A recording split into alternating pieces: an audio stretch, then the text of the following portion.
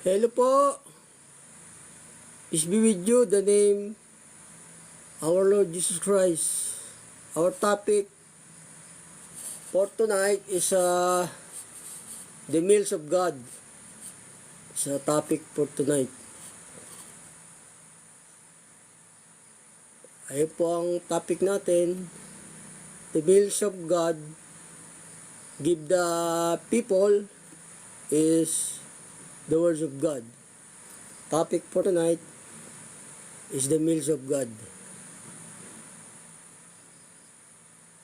It is topic for tonight. Yun po, yun. Ang ating pong paksa, ang pagkain ng Diyos, ang pinakakain ng Diyos. Yun po. Yung pagkain po ng Diyos, yung kanyang pong mga salita, para mabuhay po yung ating mga kaluluwa. Ayun po. Po yung binibigay ng Diyos na pagkain, para mabuhay po yung ating mga kaluluwa. Ayun po. Ito pong sabi ng banal na kasulatan, yung kanyang salita, yun po yung kanyang pagkain na binibigay sa tao. Ito po sabi ng banal na kasulatan, dito po sa Isaias 55:1 hanggang 3. Ito po yung pagkain ng ating kaluluwa, yung salita po ng Diyos, para mabuhay po yung ating kaluluwa. This is topic for tonight. Ito pong sabi ng Panginoon.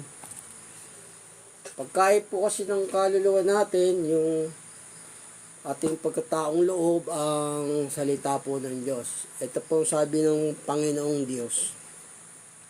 Sa 55:1-3 ng Isaias po. O lahat na nanguuwaw, magsiparito kayo sa tubig, at siyang walang salapi, magsiparito kayo. Kayo magsibili at magsikain. O kayo magsiparito, kayo magsibili ng alak at gatas, nang walang salapi at walang bayad. Ano't kayo nang gugugol ng salapi sa hindi pagkain? At ang inyong gawa ay hindi nakabubusog. Inyong pakinggan ako at magsikain kayo ng mabuti. Mga lugod kayo sa katabaan. Inyong ikiling ang inyong tenga at magsiparito kayo sa akin. Kayo magsipakinig ng mga at ang inyong kaluluwa ay mabubuhay. Ay no? Mabubuhay ang ating kaluluwa pagka yung kinain natin yung mga salita ng Diyos. Kasi sabi dito, kayo'y magsipakinig at ang inyong kaluluwa ay mabubuhay. O yun po yung pagkain ng kaluluwa, yung mga salita ng Diyos, yung mga aral niya. Gaya naman ng sinabi ng Panginoong Hesus, kayo'y magsigawa, hindi sa pagkain na papanis, kundi sa pagkain tumatagal, sa buhay na walang hanggan. Yun po yung kakainin ng tao para mabuhay po yung kanyang kaluluwa, ganun. Ayun po. Sa pagkataong loob po to. Kasi yung salita ng Diyos ay espiritu. Yung para sa mga taong gustong lumakad sa espiritu. Kasi yung taong ayon sa laman, hindi nagsisitanggap ng espiritu ng Diyos. Para sa kanya, kahangalan, sabi ng banal na sulatan. Ito po yan, yung mga para sa mataong gustong mabuhay na walang hanggan, mabuhay yung kanyang kaluluwa. Yung salita po yun ng Diyos. Basahin ko po sa inyong mali. Dito sa Isaias 55:1 ng Isaias hanggang 3. O lahat na nauuwaw, magsiparito kayo sa tubig. At siyang walang salapi, magsiparito kayo at kayo magsibili. At magsikain, oo, kayo magsiparito. Kayo magsibili ng alak at gatas nang walang salapi at walang bayad. Ano't kayo nang gugugol ng salapi sa hindi pagkain? At ang inyong gawa ay hindi sa nakabubusog. Inyong pakinggan ako at magsikain kayo ng mabuti. Mangalugod kayo sa katabaan. Inyong ikiling ang iyong tenga at magsiparito kayo sa akin. Kayo magsipakinig at ang inyong kaluluwa ay mabubuhay. O, mabubuhay yung kaluluwa natin. Pagka kinain natin yung salita ng Diyos, sabihin kung sinunod natin yung kanyang mga utos, yung kanyang mga aral. Yun po yung magbabaon sa atin, ang salitang itinanim na makapagliligtas ng inyong mga kaluluwa. Sabi ng Panginoong Yesus. Ito rin po sabi sa Ezekiel ng Panginoong Diyos. Ito rin po sabi ng Panginoong Diyos. Kasi ito talaga ang pagkain ng ating mga kaluluwa, yung mga salita ng Diyos. Yung mga ayon sa laman, ayaw nilang magsikain. Yung mga nagsisilakad sa laman. Ito po sabi ng banal na kasulatan sa Ezekiel 3:1. At sinabi sa akin, anak ng tao, kunin mo ang iyong nasumpungan, kanin mo ang balumbong ito, at ikaw ay yumaon. Magsalita ka sa sambayan ni Israel, sa gayoy, ibinuka ko ang aking bibig, at ipinakain niya sa akin ang balumbon, o ipinakain sa kanya yung balumbon.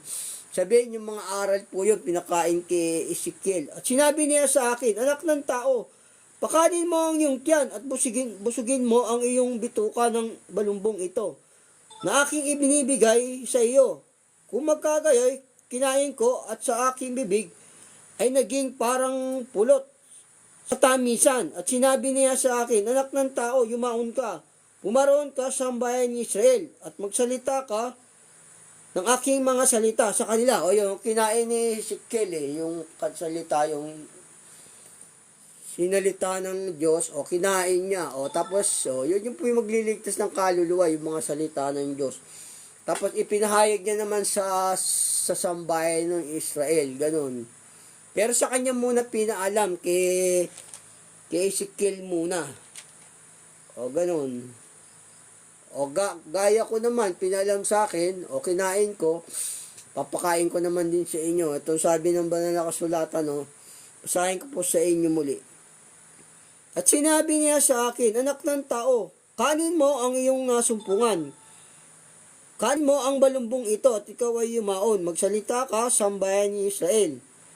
Sa gayon, binuka ko ang aking bibig at pinakain niya sa akin ang balumbon. At sinabi niya sa akin, anak ng tao, pakanin mo ang iyong tiyan at busugin mo ang iyong bituka ng balumbong ito na aking binibigay sa iyo. Na magkagayoy, kinain ko at sa aking bibig ay naging parang pulot sa katamisan. At sinabi niya sa akin, anak ng tao, yumaon ka, pumaroon ka sa sambayan ni Israel at magsalita ka ng aking mga salita sa kanila. O yung mga aral po yun, yung mga salita, yung utos ng Panginoong Yesus, o yun po yung kakainin po natin para maligtas po tayo, ganun. Kasi yung salita ng Diyos, hindi po yun napapanis, ganun po.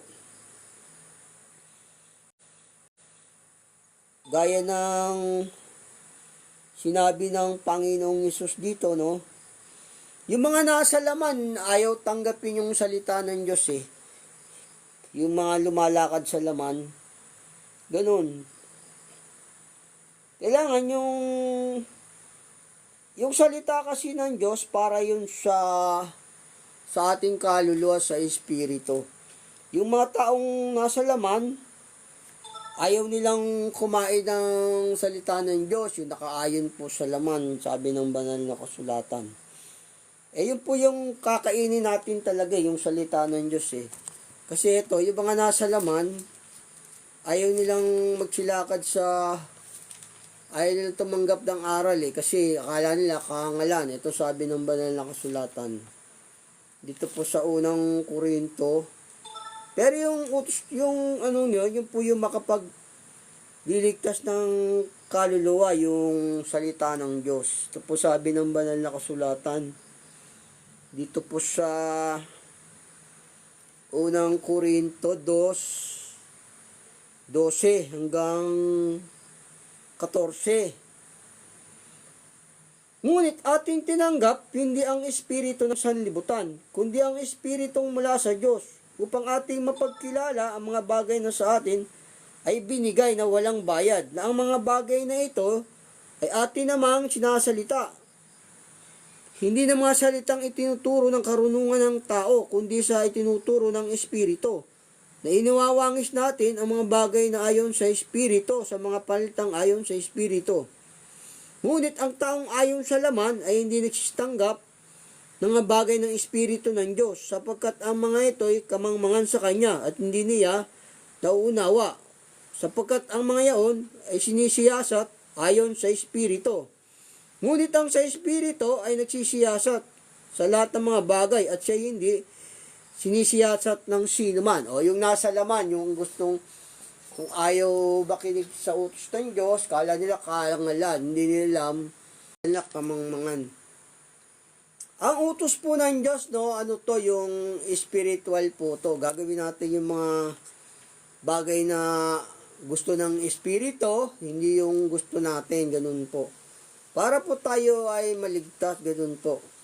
Pero kung hindi naman natin kayang masunod, syempre nandiyan ang Panginoong Hesus, siya yung alalay sa atin. Basta sumunod lang po tayo.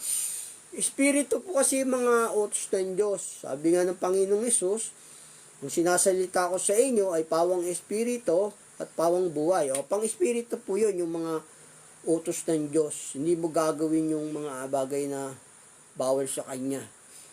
Ito po sabi ng banal na kasulatan. Sa Roma 7:14, sapagkat nalalaman natin ang kautsay sa espiritu, ngunit ako'y sa laman, na ipinagbili sa ilalim ng kasalanan. O sa espiritu po yung utos. Sabi nga ng Diyos, kung kayo'y pinapatnubayan ng espiritu, hindi nyo gagawin ang pita ng laman. O espiritu po yung utos ng Diyos. Yun po yung pinakakain sa atin ng Diyos, yung kanyang mga salita, yung kanyang mga aral. Sabi nga ng Panginoong Hesus, ang namumuhay sa aking aral, kailan may hindi makakita ng kamatayan. Sabi ng Panginoong Hesus na ganun. Ito po sabi ng banal na kasulatan, no? Kasi yun yung kakainin, yung kanyang aral, yung salita, yung mga aral niya. Kakainin natin yung salita niya kasi yung salita niya, umaabot yun hanggang sa ikalawang buhay, yung kanyang utos, yung kanyang salita. Kasi yung salita ng Diyos, hindi po yun namamatay. Umaabot sa lahat ng salit-saling lahi o sa hanggang sa langit po. Ito po sabi ng banal na kasulatan dito. Ito yung utos ng Diyos, yung kanyang salita. Ito. Yung po yung kakainin natin. Zacarias 1:5. Ang inyong mga magulang, saan nandoon sila? At ang mga propeta, nangabubuhay baga sila magpakailanman?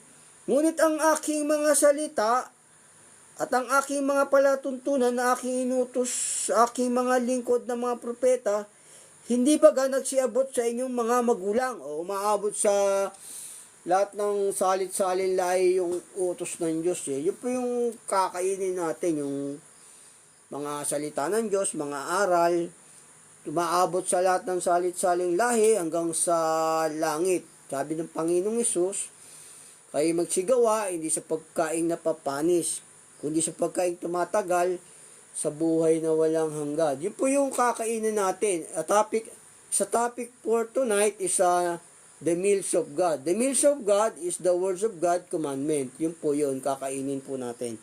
Basahin ko po sa inyo muli dito, no?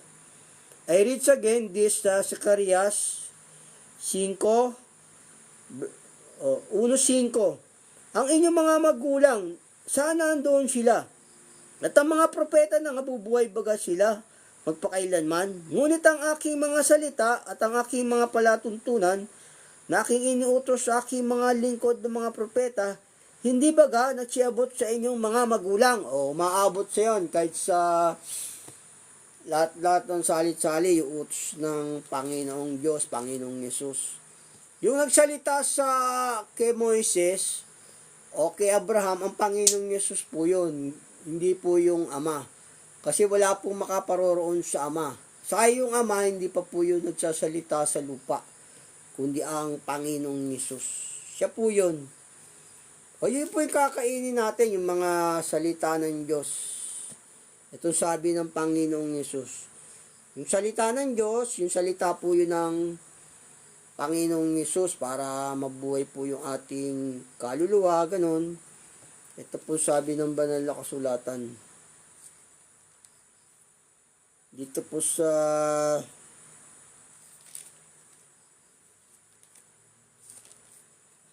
sabi ng Panginoong Yesus dito, no?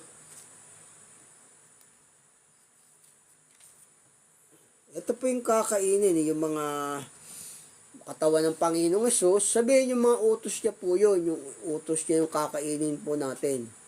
Ito sabi po ng Panginoong Yesus dito po sa may 1:50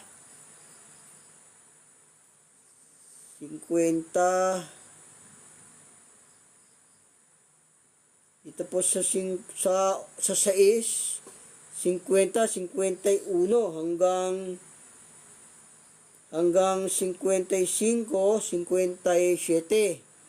Ito pong kakainin. No? Kainin natin yung laman ng Panginoon Yesus sa dugo. Isabihin, yung mga aral din niya po yun. Kasi nagsalita sa lumang tipan, ang Panginoong Yesus din po yun. Hindi po nagsasalita ang Ama sa tao. Walang makaparoroon sa Ama, kundi sa pamagitan ko, sabi ng Panginoong Yesus. Kaya nagsalita po kay Moises sa mga propeta, ang Panginoong Yesus po yun. Hindi, naglihim lang ang Diyos, naglihim lang ang Panginoong Yesus. Ito po sabi sa 1:50, ito ang tinapay na bumabang galing sa langit. Upang ang taong makakain ay huwag mamatay. Ako ang tinapay ng buhay na bumabang galing sa langit. Kung sino man ay kumain ng tinapay na ito, siya'y mabubuhay magpakailanman. At ang tinapay na aking ibibigay ay aking laman, siya'y bubuhay ng sanlibutan. Sapagkat ang aking laman ay tunay na pagkain at ang aking dugo ay tunay na iniinom ng kanyang mga utos. O yun po, hindi ka makakaranas ng ikalawang kamatayan, ibig sabihin po nun. Yun po yung kakainin natin. Yung mga utos ng Diyos, yung umaabot hanggang sa langit. Kaya sabi nga rin ng Panginoong Yesus dito sa mga alagad dito, no? Dito po sa dito po sa 1:4:31. Yung mga salita po ng Diyos yun, yung mga aral kakainin natin. Pagkain po kasi ng kaluluwa yun, yung mga salita ng Diyos. Para sa ating pagkataong loob, yun po, yung sinasabi sa banal na kasulatan. Ito po sabi ng banal na kasulatan sa 1:4:31. Samantala ay pinamamanik sa kanya ng mga alagad na nagsasabi, Rabi, kumain ka? O sabi niya, kumain ka na, sabi rito. Tatapat sinabi niya sa kanila, ako'y may pagkaing kakanin na hindi ninyo nalalaman. Ang mga alagad nga ay nagsangusapan. May tao kaya nagdala sa kanya ng pagkain at sinabi sa kanila ni Jesus, ang pagkain ko ay aking gawin, ang kalooban na sa akin ay nagsugo at tuparin ang kanyang mga gawa. O yun o, kakainin niya. Hindi baga sinabi ninyo, may 4 na buwan pa at saka darating ang pag-aani. Narito sa inyo aking sinasabi, itinaw ninyo ang inyong mga mata at inyong tignan ang mga bukid. Mapuputi na upang anihin. O yun o. Ang maani ay tumatanggap ng upa at nagtitipon ng bunga sa buhay na walang hanggan. Upang ang nag-aasik at ang umaani ay nagagalak kapwa. Sapagkat dito totoo ang kasabihan, isa ang nag-aasik at iba ang umaani. Kaya sinusugo ko upang anihin ang hindi ninyo pinagpagalan. Ayun o. Iba ang magpagal at kayo'y siya magsipasok sa kanilang pinagpagalan. O yun, tuturuan din nila yung mga alagad, sabi ng Panginoong Yesus dito, para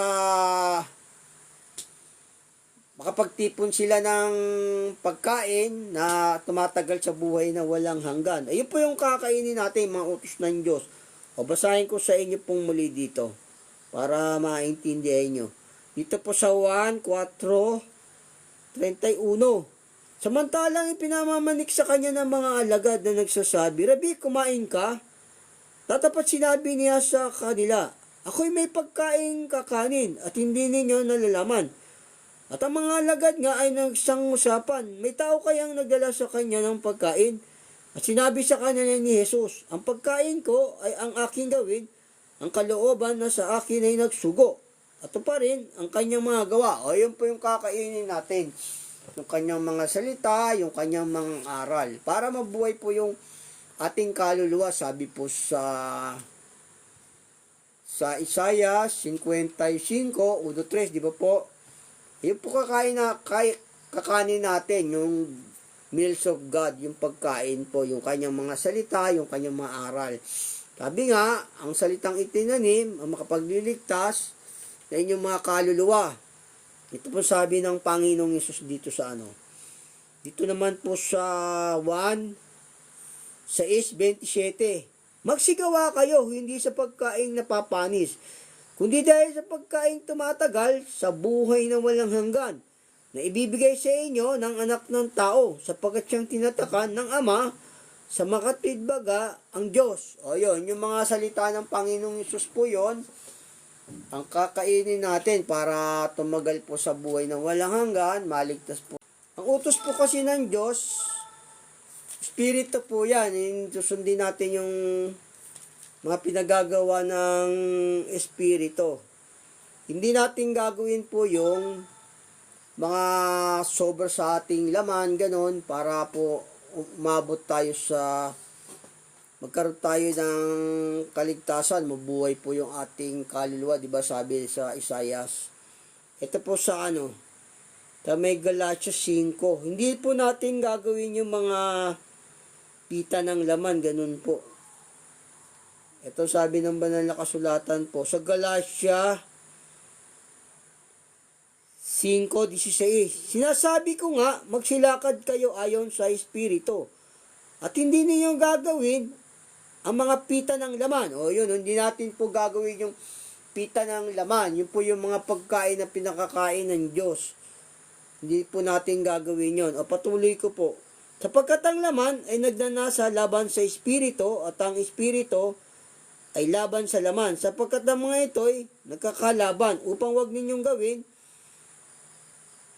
ang bagay na inyong ibigin. Datapat kung kayo pinapatubayan ng Espiritu, ay wala kayo sa ilalim ng kautusan.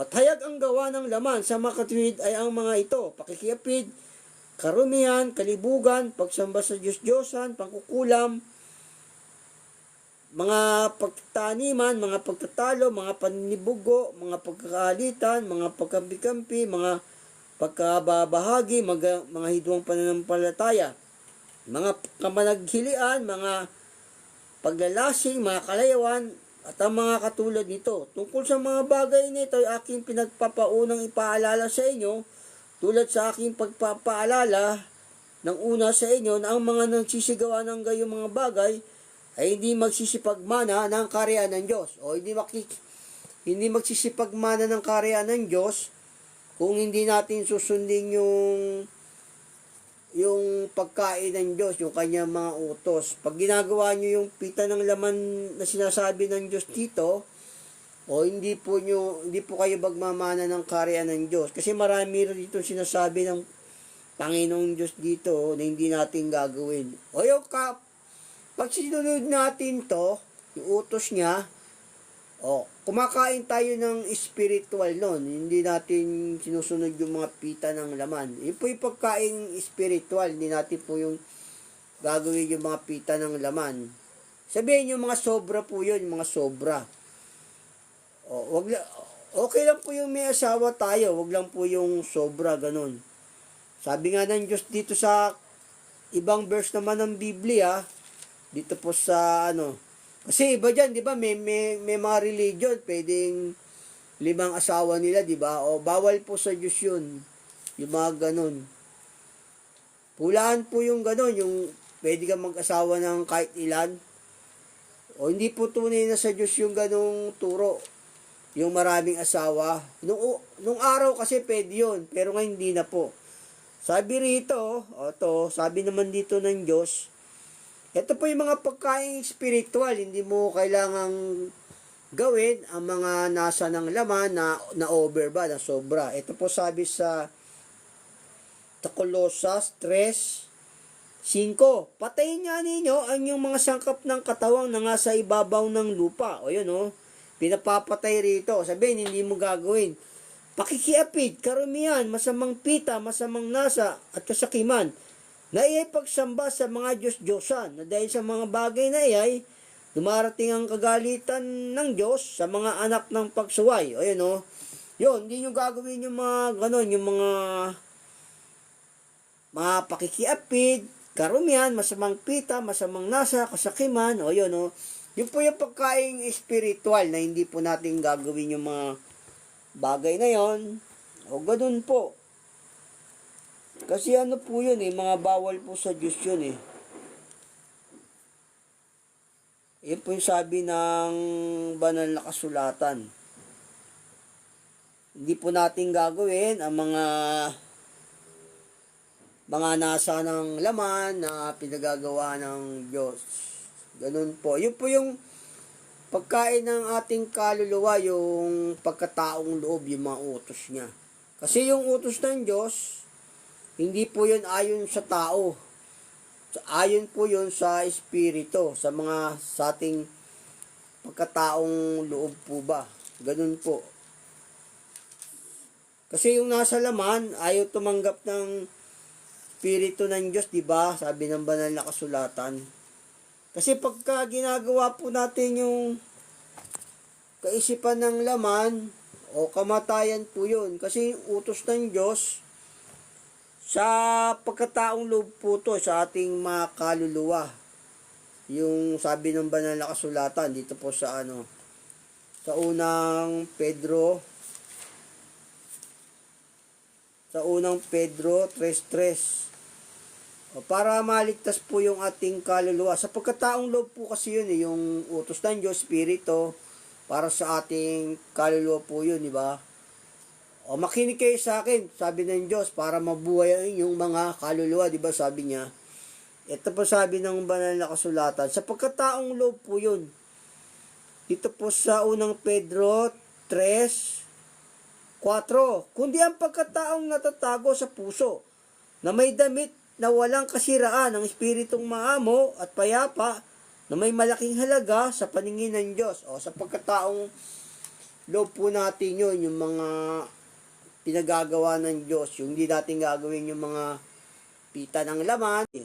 Ito po sabi ng banal na kasulatan, kailangan kasi sumunod tayo sa pagkain espiritual, kasi yun po yung tunay na kaligtasan ng kaluluwa, yung pagkain espiritual po. Ito sabi kasi yung pag sinunod mo yung kaisipan ng laman, magkalaban ng Diyos. Magkalaban po yung laman tsaka espiritu. Ito sabi ng banal na kasulatan po. Dito sa Roma 8:5. Sapagkat ang ayon sa laman ay nagsisitalima sa mga bagay ng laman. Datapot ang mga ayon sa espiritu sa mga bagay ng espiritu. Sapagkat ang kaisipan ng laman ay kamatayan. Tignan nyo nga, yung kaisipan ng laman, pag ginawa mo yung laman, kamatayan po yun. Hindi po kayo maliligtas. Kaya yung pagkain ng Diyos, yung kanyang mga utos po yun, pang espiritu, para maligtas po tayo. Ganun po. Patuloy ko po. Datapot ang kaisipan ng espiritu ay buhay at kapayapaan. Sapagkat ang kaisipan ng laman ay pakikipaggalit laban sa Diyos. Sapagkat hindi na pasasaklaw sa kutusan ng Diyos, hindi nga maaari. At ang nangasalaman ay hindi makalulugod sa Diyos. Hindi makalulugod sa Diyos, yung nasa namumuhay sa laman, yung ayaw tumanggap ng aral ng salita ng Diyos, para sa kanila, kahangalan yun. Ganun po, kaya ayaw nilang tumanggap ng mga salita ng Diyos. Ayun po yung pagkain ng spiritual po, yung pagkain po ng Diyos. Sabi niya, makinig kayo sa akin, para mabuhay ang yung kaluluwa, di ba? Sabi niya, basahin ko po sa inyong muli rito. Dito sa Ezekiel, kasi yun yung pagkain po ng kaluluwa, yung salita ng Diyos para maligtas po tayo. Ito po sabi ng banal na kasulatan sa Ezekiel. Yung balumbo ng aklat, sabihin mga aral po yun, yung po dapat nang kakainin natin. Dito po sa Ezekiel 3:1, at sinabi niya sa akin, anak ng tao, kanin mo ang iyong nasumpungan, kanin mo ang balumbong ito. Ayun at ikaw ay yumaon upang magsalita ka sa sambayan ni Israel. Sa gayon, ibinako ko ang aking bibig at pinakain niya sa akin ang balumbon. Yung balumbon po yun, sabihin yung mga aral po yun. Yun po yung kakainin nating kaluluwa, yung kakainin natin para mabuhay po yung ating kaluluwa. Yun po, mga salita po ng Diyos yun. Ito po sabi ng banal na kasulatan dito, basahin ko po sa inyong muli rito, para sabi rito kasi ng Diyos, pakinig sa Kanya para mabuhay ang kaluluwa. Yun po yung mga aral ng Diyos, yun po yung pagkain ng kaluluwa, yun po yung tunay na pagkain, yung Kanyang mga salita, Kanyang mga aral. Ito po sabi ng banal na kasulatan sa Isaias 55:1 hanggang 3. O lahat na nanguuwaw, magsiparito kayo sa tubig, at siyang walang salapi, magsiparito kayo. Kayo magsibili at magsikain. O kayo magsiparito, kayo magsibili ng alak at gatas na walang salapi at walang bayad. Ano't kayo nang gugugol ng salapi sa hindi pagkain? At ang inyong gawa na hindi nakabubusog. O di ba? Kung ano pinagbibili ng tao na gamit-gamit, wala naman yun, hindi yun makapagliligtas. Sabi nga ng Panginoong Hesus, makamit mo man ang buong sanlibutan, o mawawala, o mapapahamak naman ang iyong buhay. Kasi ito po yung tunay na pagkain para maligtas ka, mapunta sa langit. Basahin ko sa inyo muli. Ano't kayo nang gugugol ng salapi sa hindi pagkain? At ang inyong gawa na hindi nakabubusog. Inyong pakinggan ako at magsikain kayo ng mabuti. Mga lugod kayo sa katabaan. Ang inyong ikiling ang inyong tenga at magsiparito kayo sa akin. Kayo magsipakinig at ang inyong kaluluwa ay mga bubuhay. Mabubuhay yung kaluluwa natin pag kininig natin yung salita ng Diyos. At ako'y makikipagtipan sa inyo na walang hanggan sa mga katwid bagay, ang tunay na mga kaawaan ni David. Yung tipan ng Diyos, yung kanyang mga salita, yung kanyang mga aral. Makikipagtipan ako sa inyo na walang hanggan, sabi ng Diyos. Yun po yung mga utos niya, yung salita ng Panginoong Hesus. Sabi niya, sabi ron sa itong bagong tipan na mabubuhos dahil sa inyo. Bagong tipan, di ba sabi rito, gawin ninyo ito sa pag-aalala sa akin, sabi ng Panginoong Hesus. Yung kanyang mga aral po yun, yung kanyang mga aral, yung mga salita ng Panginoong Hesus. Kasi isa lang naman po ang Diyos na nakipagtipan sa tao, sa lumang tipan at bagong tipan. Ito sabi ng Panginoong Hesus dito, yun yung ito sabi ng Panginoong Hesus. Gagawin natin po yung mga aral niya, yung para mabuhay po yung ating kaluluwa, di ba sabi sa Isaias. Yun po yung kanya mautos niya. Ito sabi ng banal na kasulatan, sa 26, dito po sa 26 ni Mateo 24, ang anak ng tao ay papanaw ayon sa nasusulat tungkol sa kanya. Tatapat sa aba niyaong taong magkakanulo sa anak ng tao, mabuti pa sa taong yaon, ang di na siya ipinanganak. At si Judas nga na sa kanya ay nagkanulo, ay sumagot at nagsabi, ako baga, Rabi? At sinabi niya sa kanya, ikaw ang nagsabi, kinig kayo sa akin at mga buhay ang inyong mga kaluluwa. Di ba sabi niya po, dito sabi naman niya sa Santiago, yun po yung makapagliligtas ng kaluluwa. Yung kanyang mga salita is about the meal of God, is the words of God. Yun po yung tunay na pagkain. Kasi yung mga pansalibutan, panlaman lang po yun. Yung pang pagkataong loob, yung kakainin po yung mga salita ng Diyos, yung kanyang mga aral. Para makapagligtas po ng ating kaluluwa, di ba? Sabi ng banal na kasulatan po, dito po sa Santiago 1:21, kaya't iwalay ninyo ang lahat ng karamihan at ang pag-apo ng kasamaan at tanggapin ninyo ang may kamuhan ng salitang itinanim na makapagliligtas ng inyong mga kaluluwa. Yun po yung makapagliligtas ng kaluluwa, yung mga salita ng Diyos. Ganun po. Basahin ko po sa inyo muli. Kaya't iwalay ninyo ang lahat ng karamihan at ang pag-apo ng kasamaan at tanggapin ninyo may kamuhan ng salitang itinanim na makapagliligtas na inyong mga kaluluwa. Yung mga salita po ng Diyos, yung makapagliligtas ng kaluluwa. Sabi sa Isaias, makinig kayo sa akin, di ba, sa aking mga salita at mga buhay ang inyong mga kaluluwa. God bless po. Ayun po yung paksa na ating natapos, yung about the meals of God is umaabot hanggang sa langit. Upward to the eternity about the meals of God. Ganun po. God bless po. Yun po yung paksa nating natapos, yung the meals of God. The meals of God is words of God is the commandment. Yun po ang ating paksa, ating topic pong natapos. God bless po sa pangalan ng ating Panginoon.